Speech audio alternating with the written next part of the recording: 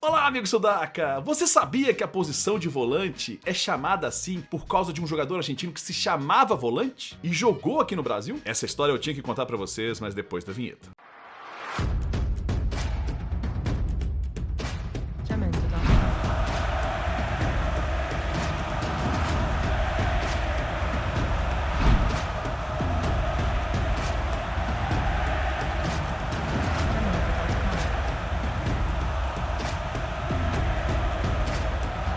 Pois é, amigos, eu ia fazer um short contando a história de uma forma rápida e breve sobre este jogador, mas ao realizar o roteiro, percebi que tinha que fazer um vídeo bem mais longo. Antes eu tenho que me apresentar, se você não me conhece, sou Bruno Garcês, jornalista e especialista em futebol sul-americano, e este é o canal Sudaca Brasil, tudo sobre o futebol aqui no continente. Deixe seu like, se inscreva no canal, dá uma moral pra gente aí. Antes vamos apresentar nosso personagem, Carlos Martín Volante. Nasceu em Lanús em 1905 e faleceu em 1988. Começou sua carreira no Lanús mesmo, em 1924 com 17 anos. Ficou no Granate até 1926, depois rodou pela Argentina, jogando por San Martín, Platense, São Lourenço e Vélez. E até na seleção nacional, até na seleção argentina, era um jogador de renome lá no futebol argentino, até que estampou a capa do gráfico em 1930, jogando pelo Platense. Era um jogador de destaque. Mas foi numa excursão à Itália em 1930 que a carreira de volante mudou bastante. Ele aceitou defender o Vélez nessa gira. E tinha outros times argentinos por lá, inclusive o Rinassi Esgrima, rodando pela Itália. E quando o Napoli, da Itália, queria comprar Minella, um bom meia do Rinassi Esgrima, ele recusou, mas indicou Carlitos Volante. De início, o Volante não quis ir, por ficar muito longe da família, mas acabou aceitando a dinheirama que os italianos ofereceram. E aí se tornou o primeiro jogador argentino a defender o Napoli, time que décadas depois teria um grande ídolo, um argentino, Dom Diego Armando Maradona, máximo ídolo da história do clube do Napoli. E Carlitos ficou na terra dos seus pais até 1934, jogando também no Livorno e no Torino. Mas o clima na Itália estava fervendo por causa do fascismo de Mussolini. E Volante acabou indo para a França em 1935, jogar no Reims, no Lille, e em 37 e 38 jogou pelo Atlético de Paris. Com descendência italiana e com medo de ser recrutado por Mussolini, Volante decidiu que era hora de ir embora. E ele que tinha se casado com uma italiana, mas estava difícil sua ida para Buenos Aires. Poucos barcos à disposição. Mas em Paris, Volante acabou conhecendo um músico, Oscar Alemão, um grande violonista de tango e jazz, que estava trabalhando em Paris. E ficou muito amigo de Volante. Alemão que já tinha vivido aqui no Brasil nos anos 30, aproveitando o Mundial em 38, que ele conhecia a delegação brasileira, que foi disputar o Mundial, conseguiu colocar Carlitos dentro da delegação brasileira para esse Mundial. E ele acabou trabalhando como massagista, tudo para poder sair da Europa. Então sim,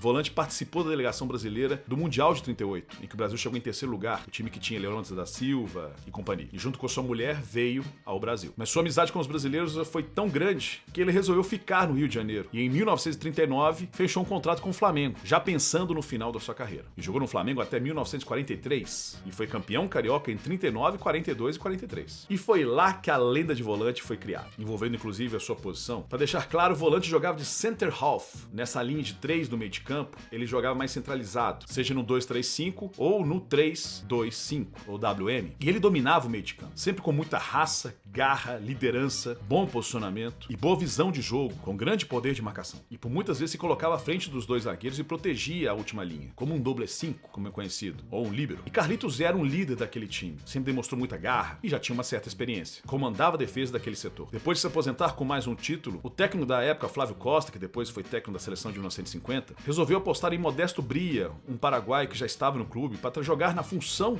de volante. E antes das primeiras partidas daquela temporada, Flávio Costa chegou a Bria e falou: jogue como volante. E o paraguaio Bria entendeu que ele teria que jogar na posição em que Volante jogava naquele time do Flamengo. Mas o que o Flávio Costa quis dizer mesmo é que jogasse com a mesma garra, raça e liderança que tinha o argentino. Mas aí ficou. Com o tempo, Volante era sinônimo de raça e garra. E com o passar do tempo significava um médio centro defensivo com grande poder de marcação. E isso se popularizou no Brasil. E depois ficou famoso na Argentina porque técnicos brasileiros foram trabalhar lá no futebol porteño. Que é o caso de Oswaldo Brandão, no Independiente em 61 a 63. Vicente El Gordo Fiola em 1961 pelo Boca. E também pelo grande Tim, que dirigiu o São Lourenço em 67 e 68. E aí da Argentina foi pro Uruguai, pro Chile, pro Paraguai e até na Espanha. Aposentado, Carlitos começou uma carreira de técnico depois, começando no Lanús, Não teve muito sucesso e voltou ao Brasil e comandou o Inter de Porto Alegre em 1947 e saiu campeão gaúcho 2 vezes por lá e ficou com um bom retrospecto de não perder 12 Grenais. Em 49 volta ao Rio de Janeiro e dirige as categorias de base do Vasco. Em 53 vai para Bahia e vai dirigir o Vitória e tira o Leão da fila com um título baiano, um título emblemático. Consegue mais 2 títulos baianos e depois vai para o rival, o Bahia,